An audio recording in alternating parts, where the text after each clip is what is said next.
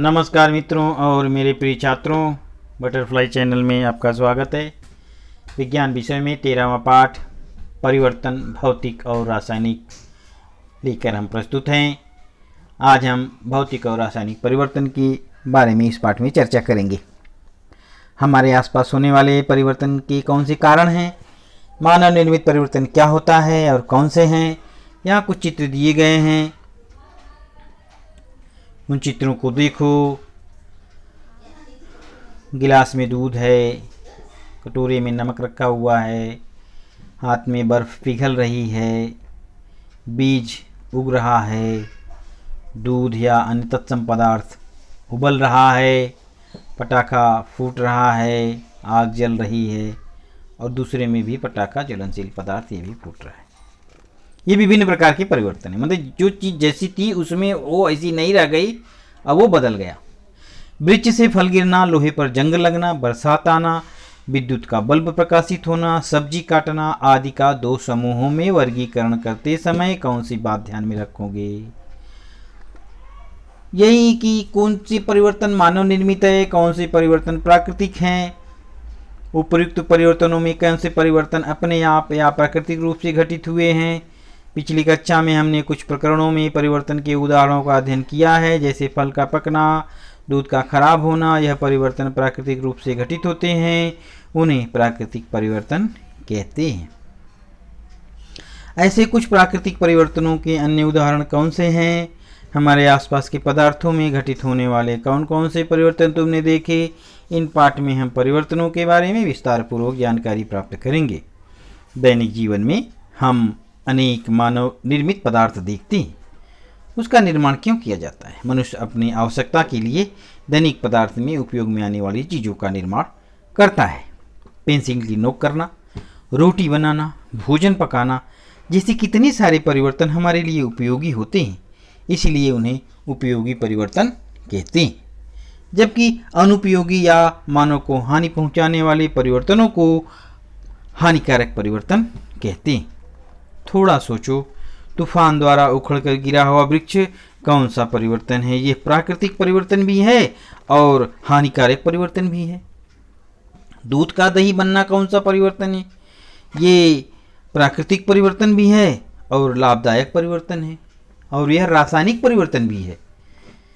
अच्छा, विचार करो, क्या तुम्हारे द्वारा बनाई सूची के प्रकृति निर्मित और मानव निर्मित परिवर्तनों क्या उपयोगी और हानिकारक परिवर्तनों में वर्गीकरण किया जा सकता है? अभी तक हमने परिवर्तन के कुछ प्रकारों का अध्ययन किया है।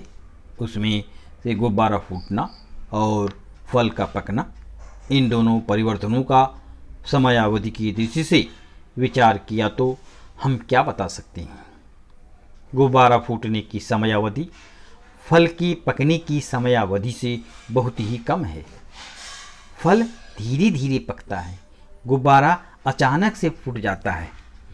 जिस परिवर्तन को घटित होने के लिए कम समयावधि लगती है उसे शीघ्र परिवर्तन कहते हैं, तो फल पकने की क्रिया मंद परिवर्तन है। हमारे आसपास घटित होने वाले शीघ्र और मंद परिवर्तनों के उदाहरण बता सकते हो, उसकी सूची बना सकते हो। थोड़ा मनोरंजन।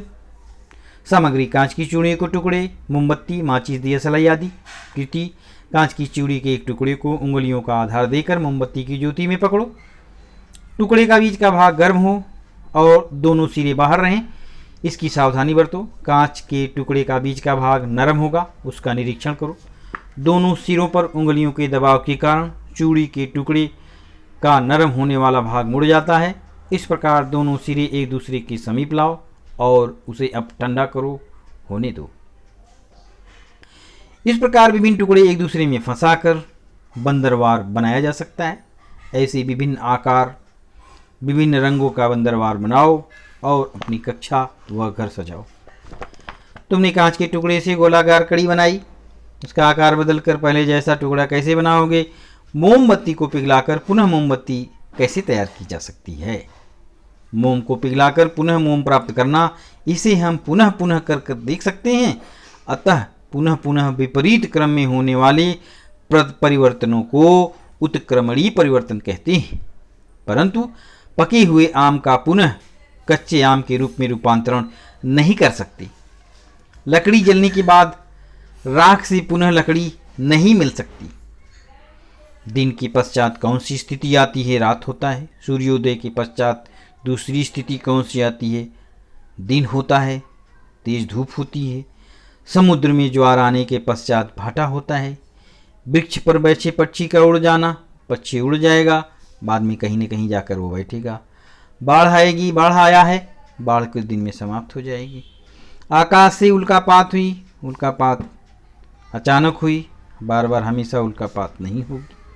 अचानक होने वाला परिवर्तन है, प्राकृतिक परिवर्तन है।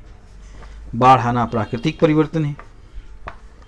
उपयुक्त उदाहरणों से स्पष्ट होता है कि कुछ परिवर्तन निश्चित समय अवधि के पश्चात पुनः पुनः घटित होते हैं।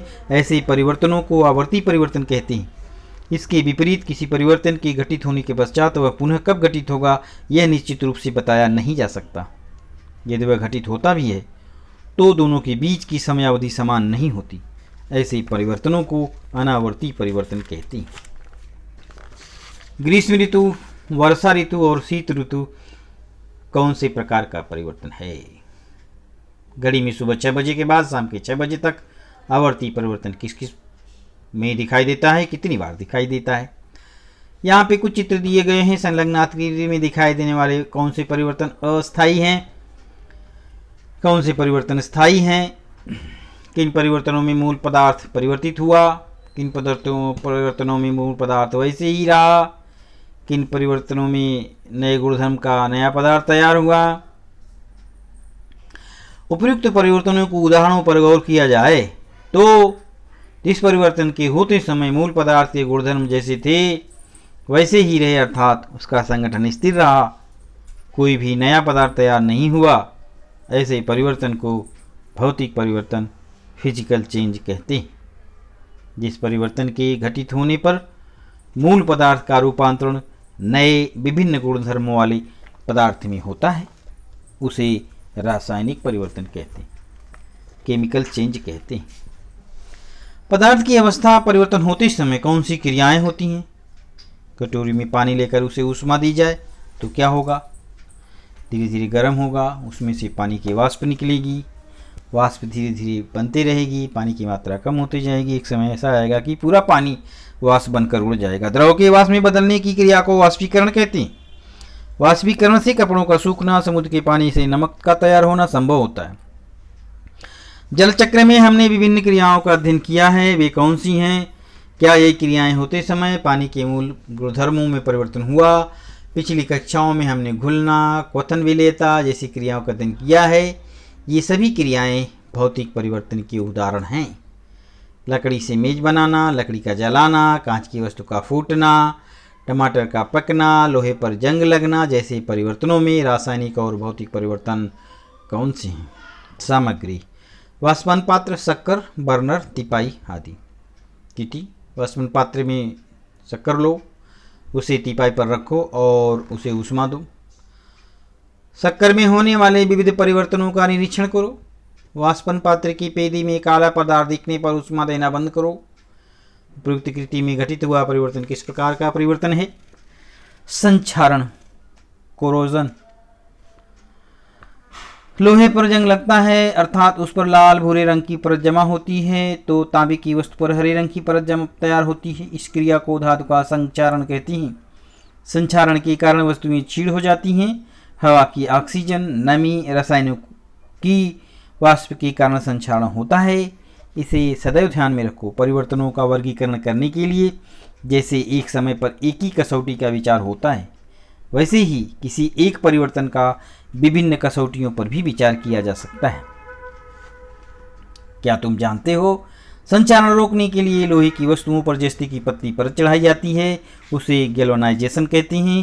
तांबे पीतल के बर्तनों पर टीन की परत चढ़ाई जाती है, इसे हम कलई करना कहते हैं।